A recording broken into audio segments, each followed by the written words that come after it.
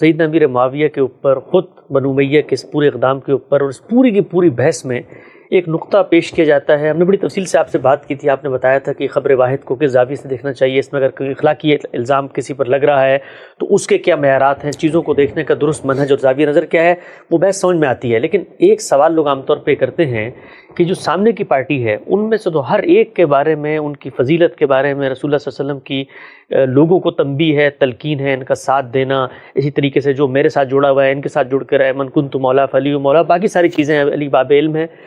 فضیلت کی کوئی ایک روایت بھی پورے ذخیرہ حدیث میں ڈھونڈ ڈھانڈ کے بھی سیدنا امیر معاویہ کے بارے میں نہیں ملتی. وہ جو دوسرا گروپ ہے ان کے بارے میں تو بہت کچھ مل جاتا ہے.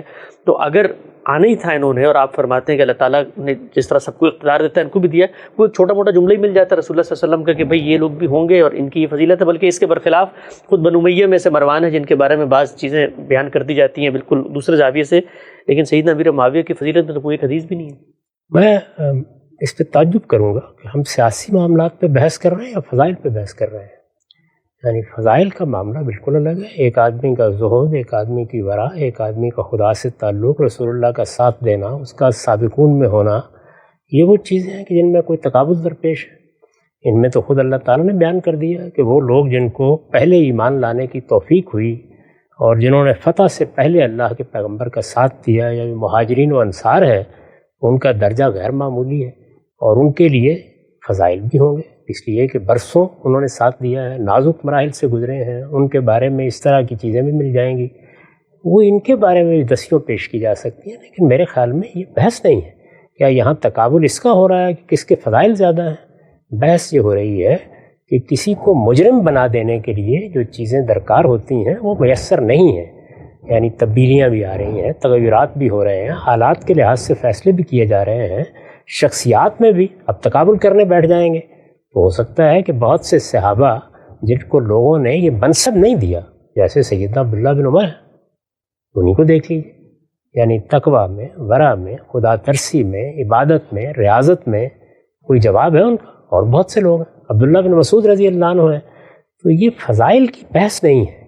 یہ بحث یہ ہے کہ کسی آدمی نے اگر کوئی سیاسی اقدام کیا ہے، یعنی قوم کی زعامت کے معاملے میں کوئی اقدام کیا ہے، تو وہ اقدام کیا قابل قبول دائرے میں ہے؟ کیا اس کو ہدف تنقید بنایا جا سکتا ہے؟ تنقید بنایا جا سکتا ہے تو کہاں تک تنقید کی جا سکتی ہے؟ یہ معاملات زیر بحث ہیں. یہ تو کوئی تقابل کیا ہی نہیں جا رہا کہ فلاں کے فضائل کی کیا نوعیت ہے.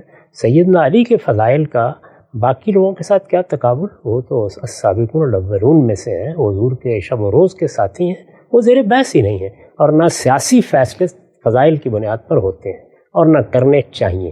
یہ مسلمانوں کی خوش قسمتی ہے کہ ان کے جو ابتدائی خلفاء ہیں وہ اپنے بہت سے دوسرے مذہبی، دینی، اخلاقی خصائص کے لحاظ سے بھی بڑے غیر معمولی لوگ ہیں. ورنہ سیاست میں تو یہ دیکھنا پڑتا ہے کہ کون آدمی نظم ریاست کو بہتر طریقے سے چلا سکتا ہے. ہاں البتہ فرائض کی پابندی ہونی چاہیے، کبائر سے اجتناب ہونا چاہیے. حرمتوں کا لحاظ اگر آدمی کرتا ہے، عدل قائم کرتا ہے، تو وہ ایک جائز حکومت ہے.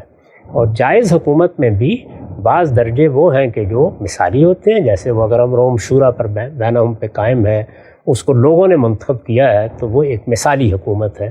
اور اگر اس میں کوئی کمپرومائز کرنا پڑا ہے، کوئی مصالحت کرنی پڑی ہے، تو اس کو بھی بتا دینا چاہیے. اسی لیے میں نے حکومت قائم ہونے کے طریقے کے بارے میں بھی یہ بار بار عرض کیا ہے کہ اصل طریقہ تو وہی ہے جس کے تحت پہلے خلفاء کی حکومتیں قائم ہوئی ہیں. یہاں وہ طریقہ اختیار نہیں کیا جا سکا، اور نہیں کیا جا سکا تو اس کے کچھ وجوہ اسباب ہیں.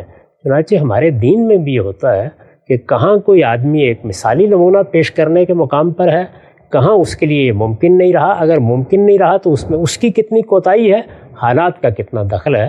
یہ سب چیزیں سیاسی تجزیے کا موضوع ہوتی ہیں، ان کو فضائل کی بحث نہیں بنانا چاہیے. یہاں سے نقطہ واضح ہوا. آج کی نشست کا آخری سوال آپ کی خدمت میں یہ ہے، یہ بات تو ہم سب امر واقع ہے، روز روشن کی طرح آیا ہے کہ کچھ لوگ ہیں جو فتح مکہ کے وقت یا اس کے بعد ایمان لائے، اور اس وقت بالکل تصویر واضح ہو چکی تھی، دیوار پہ لکھا ہوا نظر آ رہا تھا کہ اب تو مسلمانوں ہی کو حکومت ملے گی.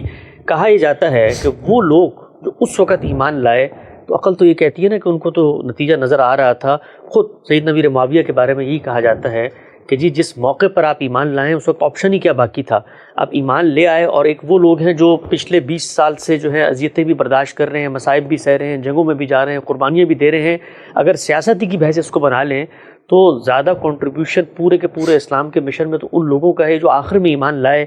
ان کا استحقاق سیاستاً بھی کیسے آ سکتا ہے، اور خود آخر میں ایمان لانے والوں کے بارے میں یہ کیسے کہا جا سکتا ہے کہ ان کا ایمان بھی اسی درجے کا تھا، کیونکہ خود قرآن مجید ہی بتا رہا ہے کہ انہی صحابہ کی جماعت میں بعض لوگ ایسے تھے کہ جو منافقین بھی تھے اور کمزور ایمان والے بھی تھے، تو وہ جو دوسری گروپ موجود ہے اس کا تقابل تو ان سے کس طرح بن ہی نہیں سکتا۔ تقابل کیا کس نے؟ کسی نے بھی تقابل نہیں کیا۔ کون آدمی ہے جس نے صدیق و فاروق کے ایمان کا تقابل معاویہ رضی اللہ عنہ سے کیا ہے، یا ان کی قربانیوں کا تقابل کیا ہے، یا ان کی دین میں سبقت کا تقابل کیا؟ کسی نے بھی نہیں کیا، پوری تاریخ میں کوئی بھی نہیں کرتا۔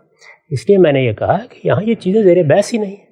کون آدمی ہے کہ جس نے کبھی یہ دعویٰ کرنے کی جسارت کی ہے کہ سیدنا علی رضی اللہ عنہ رسالت مآب صلی اللہ علیہ وسلم کے ساتھ کس زمانے میں آئے، انہوں نے کس طرح مختلف مرکوں میں شرکت کی، کس طرح حضور کے دائیں بائیں رہے، اس کا تقابل کرنے کے لیے بیٹھ جائیں؟ یہ تو زیر بحث موضوع ہی نہیں ہے۔ وہاں رہیے، جو چیز زیر بحث ہے، زیر بحث معاملہ یہ ہے کہ انہوں نے جب حکومت سنبھالی، یعنی سیدنا معاویہ نے، تو جو کچھ انہوں نے کیا، یعنی حکومت جس طریقے سے سنبھالی، اپنے بعد کے لیے جو فیصلے کیے، کیا ان کی کوئی گنجائش ہے؟ یہ زیر بحث ہے۔ یہاں یہ تقابل ہو نہیں رہا، جو تقابل ہو نہیں رہا اس پر کوئی سوال بھی نہیں کرنا چاہیے۔